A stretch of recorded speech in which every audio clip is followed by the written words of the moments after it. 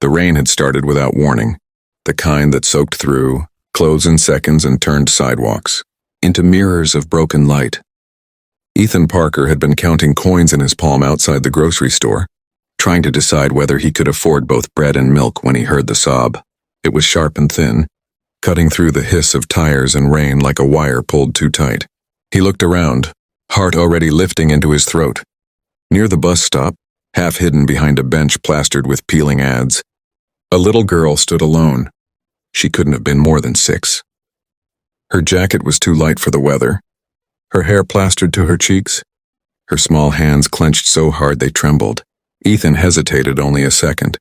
Single fatherhood had trained him to read fear fast. He crouched to her level, keeping his distance. "Hey," he said gently. "Are you okay?" She shook her head, lips quivering. "I can't find my mom." The words landed like a punch. Ethan's mind raced through every nightmare headline he'd ever read. "What's your name?" he asked. "Lily," she whispered. "Okay, Lily, I'm Ethan. You're safe right now. We'll find her, I promise." She looked at him with wide, uncertain eyes as if weighing whether to believe him. Another sob broke free and she nodded. He took off his jacket without thinking and draped it over her shoulders.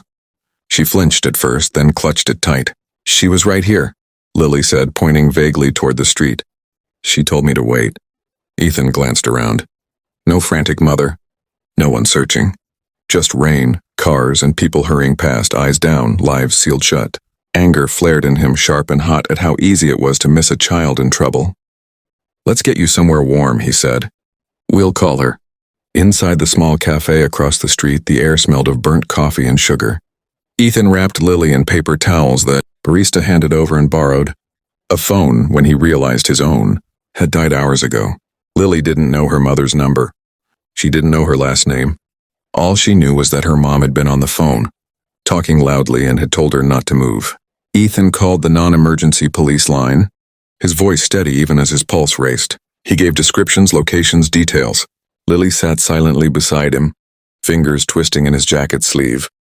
"You have kids?" she asked suddenly. "Yeah," he said. "A son, Noah. He's 8. Is he nice?" Ethan smiled despite everything. "He can be. When he wants to be." Lily's mouth curved into the faintest smile. It vanished a second later when the cafe door flew open. A woman stood there, breathless, rain-soaked, eyes wild. "Lily!" The girl jumped up so fast she nearly tripped, then ran straight into the woman's arms. The mother dropped to her knees, holding her daughter like she might dissolve if released. Tears streaked through mascara, leaving dark tracks down her face. "I told you to stay," she said, voice breaking. "I was only gone a second." Ethan watched, relief loosening the knot in his chest. He expected gratitude, maybe a rushed thank you before they disappeared back into their lives. Instead, the woman stood and turned to him, eyes sharp now, assessing. "You," she said. "You helped her?" "Yes," Ethan replied. "She was alone, I just—" "Thank you," the woman interrupted, and for a moment her guard dropped completely. "Thank you." She reached into her purse, pulling out a thick wallet. Ethan raised a hand. "You don't need to!" She paused, studying his face more closely, then slipped the wallet back. "No," she said softly. "You're right." A police officer arrived minutes later, asked questions, checked IDs. Everything matched. Lily clung to her mother's hand, occasionally glancing back at Ethan with solemn eyes. Before leaving, Lily tugged free and ran back to him. She wrapped her arms around his waist, squeezing hard. "Thank you," she said. Ethan swallowed. "Anytime, kiddo." Her mother watched the exchange, something unreadable flickering across her face. "What's your name?" she asked again. "Ethan." She nodded. "I won't forget that." They left, disappearing into the rain, and Ethan stood there longer than necessary, jacketless, cold seeping into his bones. He didn't know why his chest felt tight. He chalked it up to adrenaline, to the what-ifs he'd rather not imagine.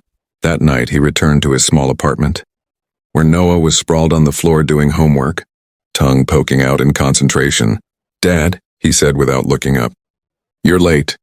"I know," Ethan said, ruffling his hair. Something happened. As he lay awake later, staring at the cracked ceiling, Ethan couldn't shake the image of Lily's mother's eyes. They weren't just grateful. They were calculating, as if she'd seen something she hadn't expected to find. He had no idea how right that feeling was. The invitation came the next morning. It arrived as an email, crisp and formal, asking him to attend a charity dinner that evening. Ethan assumed it was a mistake until he saw his name spelled correctly. His address listed and a note at the bottom. "I would like to thank you properly. Please come. Sevali, Catherine Vale." Even Ethan, who lived with his head down and his world small, knew the name. Tech mogul, investor, billionaire, a woman whose face appeared on magazine covers and financial news segments. Always immaculate, always distant. He laughed out loud, a sharp, disbelieving sound. "Noah," he called. "Did you sign me up for a prank email list?" Noah looked up. "What?" Ethan reread the message. It was real. The address was real. The car would arrive at 6. He almost deleted it, almost. Pride, fear, and common sense all screamed at him to stay away. But something else tugged at him, too. Curiosity. And maybe a sense that refusing wouldn't erase the connection he'd already made. At 6 sharp, a black car pulled up outside his building. Ethan emerged in his best shirt, worn thin at the collar, his only jacket cleaned and pressed as best he could manage. He felt ridiculous, out of place before he'd even left the curb. The estate loomed like something out of a dream, or a warning. Glass, steel, and light stretched against the darkening sky. Inside, everything gleamed. Crystal chandeliers, marble floors, people who looked like they'd never counted coins in the rain.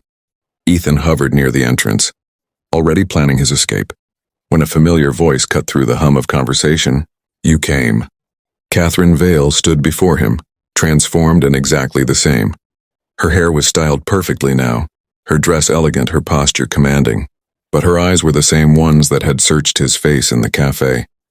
"I wasn't sure," Ethan admitted. "I'm glad you did," she said. "Lily's been asking about you." His eyebrows rose. "She has?" "She wanted to know if the man who helped her was okay," Catherine said. "If he had his jacket back?" Ethan smiled despite himself. "Tell her I'm fine." They moved through the room together, Catherine introducing him to people whose names meant nothing to him but clearly meant everything to everyone else. He felt like an exhibit, a curiosity, and he hated that he didn't know how to refuse the attention without offending. Over dinner, Catherine watched him closely. "You didn't take the money," she said quietly. "No," Ethan replied. "I didn't help her for that." "Most people would have," she said. He shrugged. "Most people didn't." The corner of her mouth twitched. "You're not impressed by any of this," she said, gesturing around them. "I'm impressed," Ethan corrected. "I'm just not fooled." That earned him a long look. "You know who I am." "I know what people say about you," he said. "That's not the same thing." Catherine leaned back, studying him like a puzzle she hadn't planned on solving. "You're a single father," she said. 2 jobs. No safety net. And yet you stopped for a lost child in the rain. Ethan stiffened. "You had me investigated?" She didn't flinch. "I had you understood." Anger flared, then faded.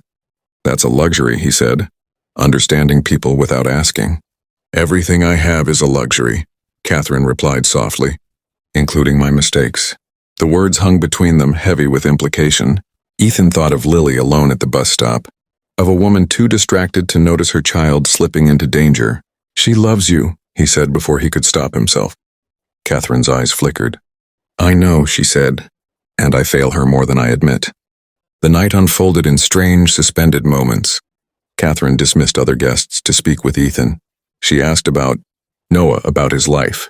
She listened, really listened, in a way that felt almost shocking coming from someone so powerful. When he finally stood to leave, Catherine followed him to the door. "I'd like you to come again," she said. "Not like this. Just dinner. With Lily." Ethan hesitated. "Why?" "Because my daughter trusts you," Catherine said. "And because I think I need to understand why." Weeks passed and dinners became routine. Lily adored Ethan, chattering endlessly, pulling him into games and stories. Noah joined them once, wide-eyed at the size of the house, suspicious of the wealth. Catherine watched the children together with an expression Ethan couldn't read. Then came the night everything shattered. They were driving back from dinner when a car ran a red light. Metal screamed. Glass exploded. The world spun and stopped. Ethan came to with pain roaring through his head. He forced his eyes open, heart hammering. Lily was crying in the back seat. Catherine was slumped over the wheel, blood on her temple. "Catherine!" he shouted, shaking her. No response. Sirens wailed in the distance. Ethan pulled Lily free, shielding her with his body as smoke curled from the hood. He pressed his jacket against Catherine's wound. Hands shaking, mind eerily clear. At the hospital, hours blurred together. Doctors rushed Catherine into surgery. Lily clung to Ethan, sobbing until she fell asleep against his chest. When Catherine woke, she reached for him instinctively. "You stayed," she whispered. "Of course," he said. Tears slid down her cheeks. "If I'd lost her." "You didn't," Ethan said. "You won't." In the days that followed, Catherine's world shifted. She delegated. She canceled meetings. She stayed home. And when the board pushed back, she pushed harder. "I almost lost everything that mattered," she told Ethan one evening. "And I realized I wouldn't have survived it." He looked at her, seeing not a billionaire but a mother on the edge of an unthinkable abyss. "You don't have to do it alone," he said. She laughed softly. "You don't know what you're offering." "I know exactly what I'm offering," Ethan replied. "Honesty, presence, a chance." The tabloids erupted weeks later when Catherine Vale was photographed at a school pickup, laughing with a man no one recognized. Speculation flew. Lies piled up. Catherine ignored them all. One night, as rain pattered softly against the windows, Catherine sat beside Ethan on the couch, Lily asleep upstairs. "I spent my life buying safety," she said, "and you gave it freely to my child." Ethan met her gaze. "I just did what anyone should." "But not everyone does," she replied, "and that's why I can't let you go." Silence stretched, electric and terrifying. Ethan thought of Noah, of the fragile balance he'd built, of the risk standing before him. "Then don't," he said. Catherine leaned in, hesitant for once, and when their lips met, it wasn't with fireworks but with something deeper and more dangerous, trust. The next morning, Lily burst into the kitchen, eyes shining. "Are you staying?" Ethan looked at Catherine, at the life opening before him, shocking and fragile and real. "If you'll have me," he said. Catherine's hand found his steady and warm. "We will," she said. Outside, the rain fell again, but this time no one was lost.